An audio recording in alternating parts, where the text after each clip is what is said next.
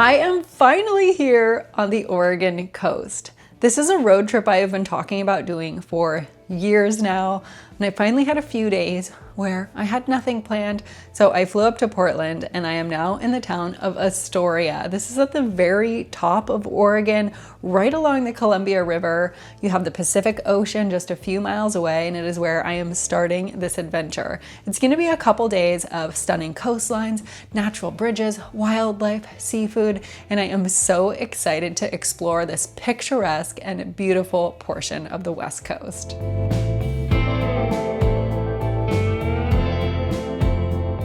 Because Astoria sits on the Columbia River, there is a lot of maritime history here. So the first thing that I'm doing is actually checking out the Maritime Museum, which is right on the river here. And I'm really looking forward to learning a little bit more about the region.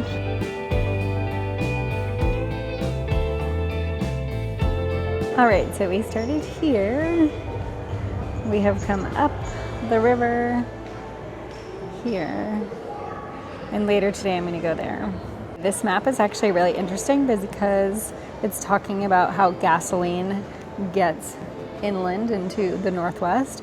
So it actually comes up from Mexico and San Francisco, heads into the Columbia River here, and then travels across the United States to refineries and other areas. Can get all the way as far as Idaho.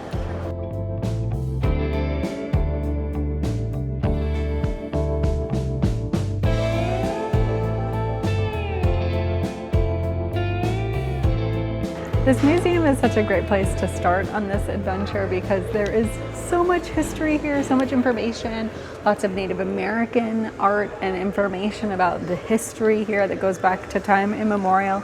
Also lots of fishing and maritime history from all of the different shipwrecks that happened here in the graveyard of the Pacific, as they call it.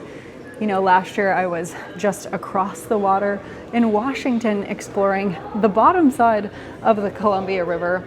And then when I hiked the West Coast Trail on Vancouver Island, I saw the top of the graveyard of the Pacific where those ships either finally make it out to sea or come into the freshwater place.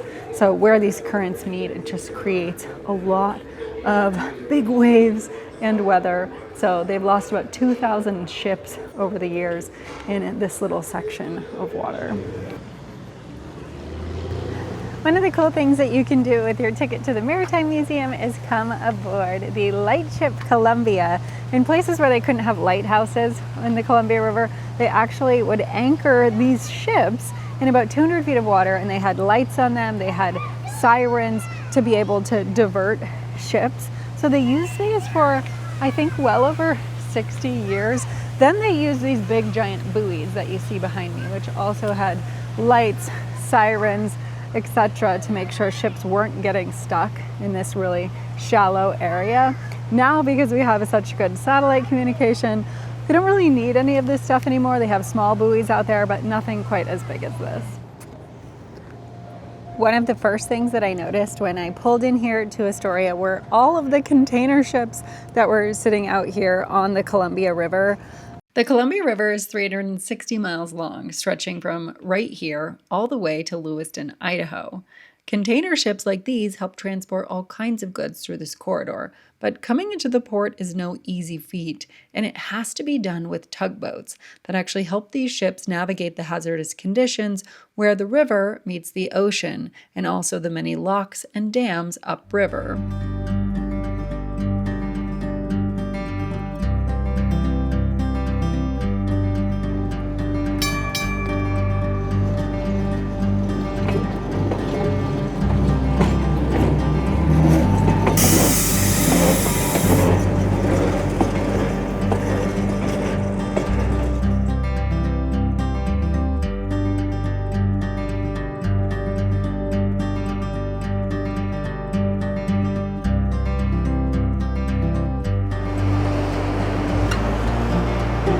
We're at the very corner of Oregon now in Fort Stevens State Park. And right now I am standing on an extremely long jetty. It's about 7 miles long. This jetty actually separates the Pacific Ocean, which you can see right here, and the Columbia River. Because so many ships have run aground here, crashed, and lost lives, we have for over 100 years been trying to slow the force of these two water bodies that combine here, where the ocean currents meet the fresh water of the Columbia River. Where this happens, it usually makes a massive sandbar. This is why so many ships have run aground in this area, and many people have lost their lives over the last 250 years. So this jetty used to be 1 mile long, and then it became bigger and bigger and bigger. Now today it's 7 miles long, managed by the Army Corps of Engineers, and it is certainly a sight to see. I have come down to the beach now, and one of the really cool things about this beach here in the state park is that you can actually drive out on it. There's like a sand highway, so there are a lot of people out here spending the day on the beach, fishing. I've seen a lot of people flying kites as well. And I don't think you can camp out here because the state park does close at 10 p.m. But there are definitely a lot of people out here just enjoying the beach, fishing, looking for clams, and also just taking in the beautiful scenery.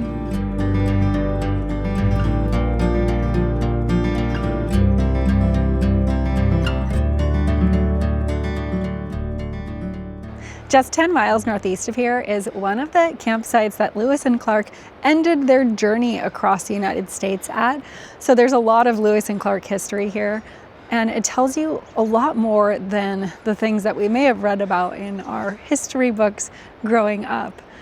Where I'm standing right now is actually an old salt works. So before Lewis and Clark decided to head back across the country, they needed to make sure they had a way to preserve and cure meats. So they actually left a couple of people right here boiling seawater for about 6 weeks to have enough salt to be able to preserve the foods that they would need to make the journey back across America.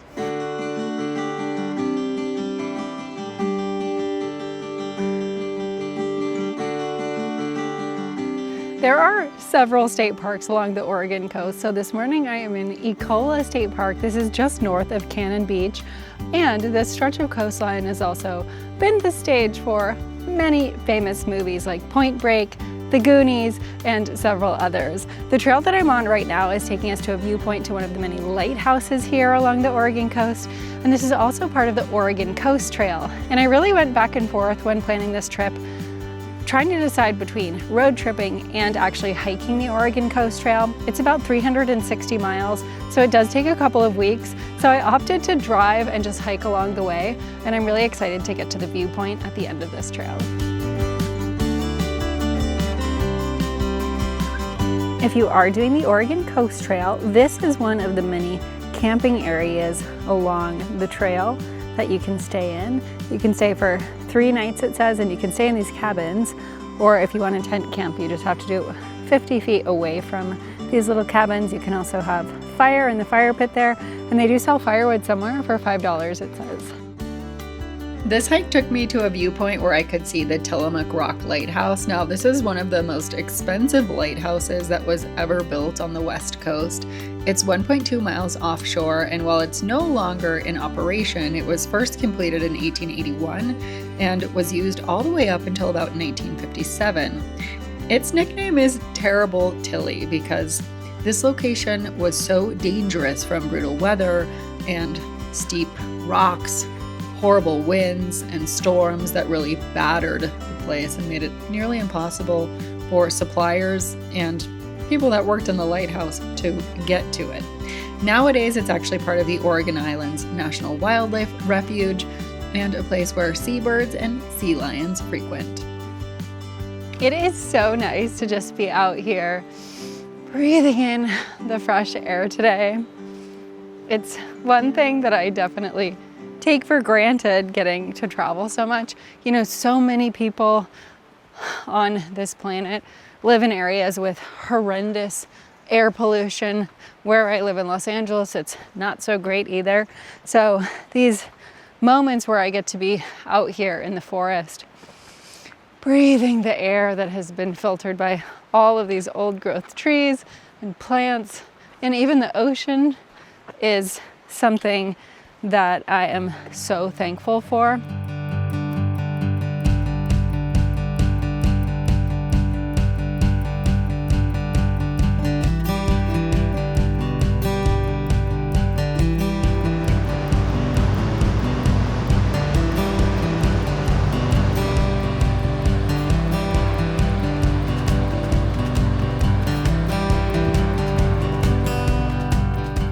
After leaving the state park, I continued south, passing through the seaside town of Cannon Beach, which is a great place to stop for lunch or some light shopping, and you'll also want to take a walk on the beach. You may recognize the location from the end of the Goonies movie, where the famous Haystack Rock was used as the backdrop for a hidden pirate ship. In reality, though, this rock, which juts way up out of the ocean, is a nesting site for tufted puffins and many other seabirds, and you'll definitely want to stop and take a gander.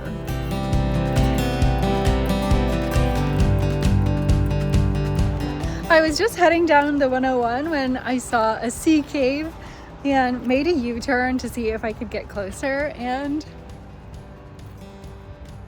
here we are. Now, I don't think it would be possible to get this close if it was high tide, but it's low tide right now, so I'm gonna see if we can walk right through. I was actually able to walk around this rock formation and get to the other side, kind of out in the ocean, and look right back through this sea cave to where I had been standing before. Now, one of the things that makes the Oregon coast so unique is all the dramatic rock formations and sea stacks that are right off the coast. And it's definitely one of the things that I have been loving so far on this drive.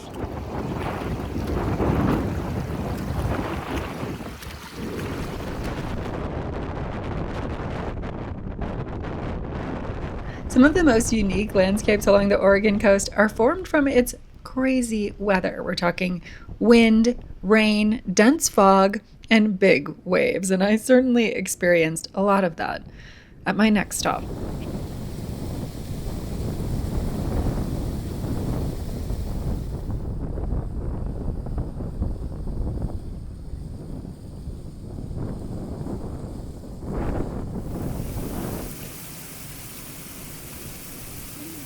Wow, well, that was really, really cool. My hair is a little messy now, I think, as you can see. I was definitely not expecting that out there. All those waterfalls, wow, so beautiful. I'm definitely letting the weather dictate this trip, and I think you kind of have to do that when you're exploring a place like this that has all these beautiful natural areas. I had hoped to hike out to a lighthouse here, and obviously with the rain and the changing of the weather, it just didn't happen. So I did this beach walk instead. The wind out there was absolutely wild, blowing the sand in these crazy patterns, blowing me almost over, but really glad that I got out of the car despite the weather and saw this. Now, there are also some cabins here I guess you can probably rent and stay in. This is Cape Lookout. It is part of the Oregon State Park Department as well.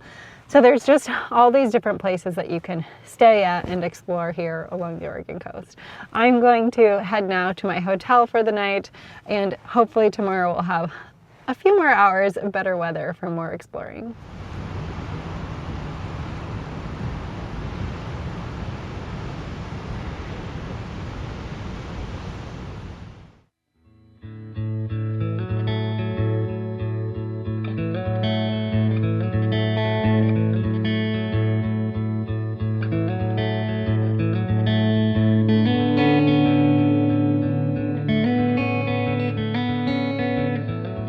I woke up to cloudy skies, but no rain, at least for the time being. So I stopped along the 101 for a few quick walks along the coastline, and then a stop at Thor's Well, which is an ocean-driven water geyser right off the road, a few miles south of my hotel. It's always so awesome to witness the immense power of the ocean in places like this.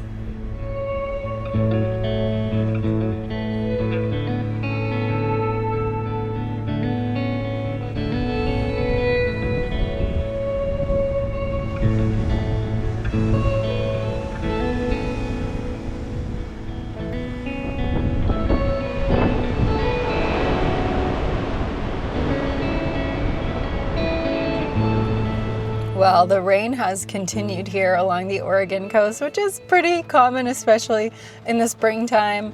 A lot of heavy winds today as well, but it hasn't stopped me from exploring. I actually just visited one of the lighthouses here along the Oregon coast called the Ecola Lighthouse. There are, I believe, 9 lighthouses on the Oregon coast. 7 of those can be visited.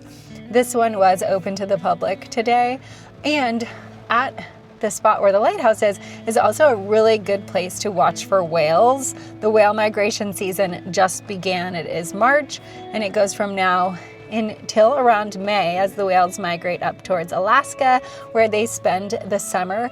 Unfortunately, on a day like today, it's nearly impossible to see whales because the ocean is so turbulent, but they had a volunteer up there with binoculars, giving me all kinds of whale facts as well, which was really neat. So if you are planning on coming here to the Oregon coast, you'll definitely want to stop at not only a few lighthouses, but some of these whale watching spots as well.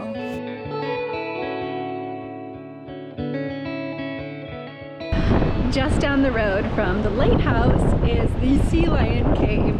This is evidently the largest sea cave in America and the only one that you can actually access via elevator. So I am about to step into an elevator and go 200 feet down to where the ocean comes into this sea cave. There should be a bunch of sea lions in there. The lady at the front said there's about 75 in there today, and this should be really interesting.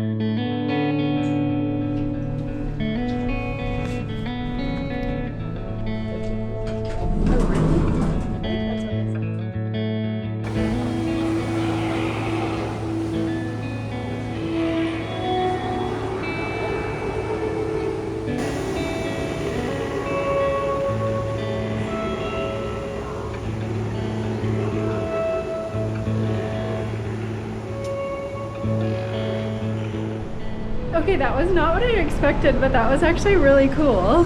And I guess up until about 1961, you could still come down here to this cave. This is prior to the elevator being built, but you had to come down a 1,500-foot staircase, which sounds really sketchy considering I'm seeing this cliffside here. So one of the other things from this cave is right here. In front of me, you have this fantastic view of the lighthouse that we were just at as well.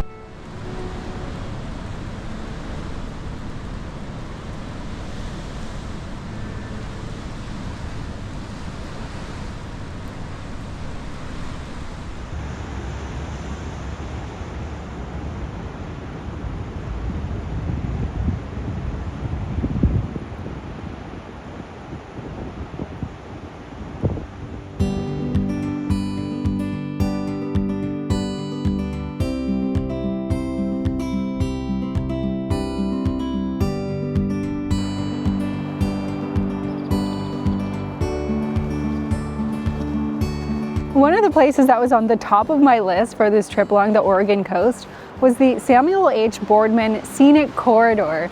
This is near the southern border of California, kind of the last 60 or so miles of coastline before you reach California.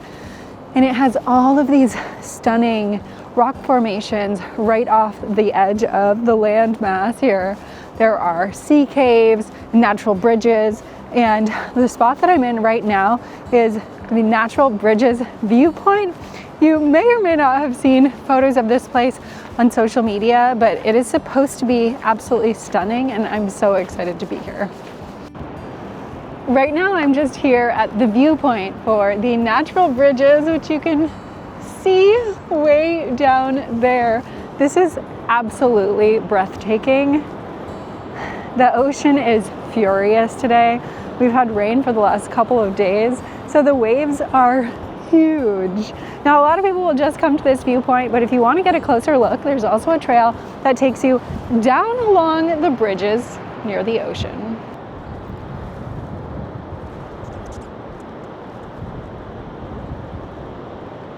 The trail down from the viewpoint is steep and can be quite slippery. And I've been told that the best time to come here is actually at sunset, but because it's actually dry right now and has stopped raining, I'm gonna just make the most of it and head down to see these sea caverns and natural bridges up close. Wow, is that beautiful or what? Just look at that natural bridge down there. These ocean formations off the coast of Oregon are so beautiful, especially along this corridor. Every time I stop, I am just in awe at the big giant rocks and just the waves coming through these natural arches. It is so cool. right. I am down here right by the bridge. It's right behind me. Whew. A little scary, not gonna lie, a little scary. I cannot believe people actually go across that bridge though. That just looks crazy.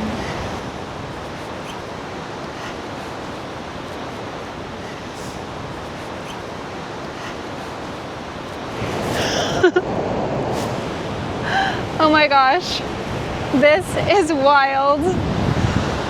Whew.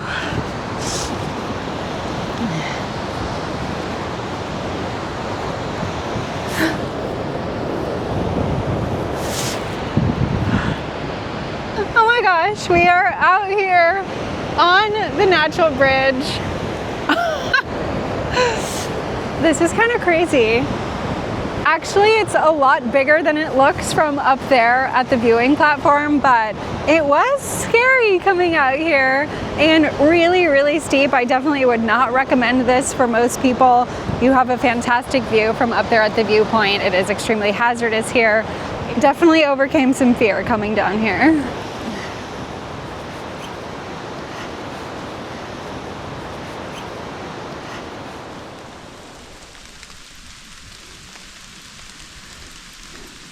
Well, unsurprisingly, as soon as I got out of the car, it started raining again, but that's Oregon for you. I'm now deep within the forest to hike along the Oregon's Redwood Trail. Redwoods actually extend from Monterey County in California up 450 miles along this fog belt coming right across the border into Oregon. This trail is really short, it's only about 3/4 of a mile, but it's gonna take us through some of this area that is rich in redwood trees. Now, redwood trees actually grow really quickly and they rival the ancient sequoia in size.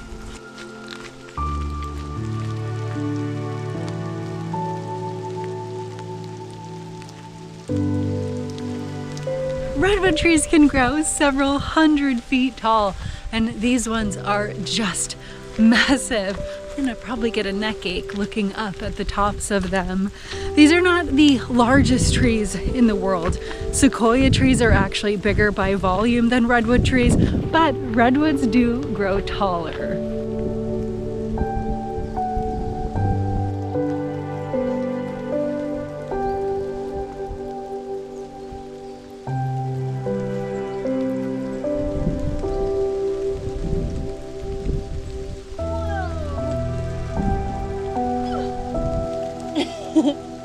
I'm a hugger. Even if you're not a hugger back, it's okay.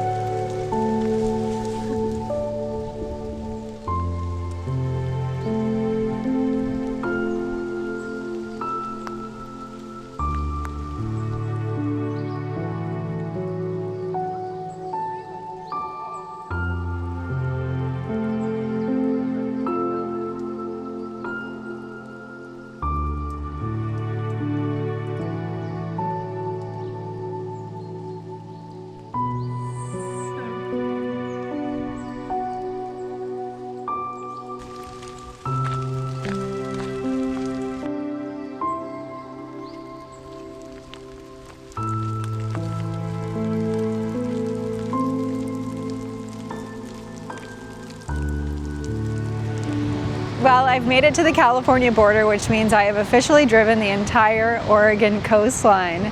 This has been such an epic couple of days.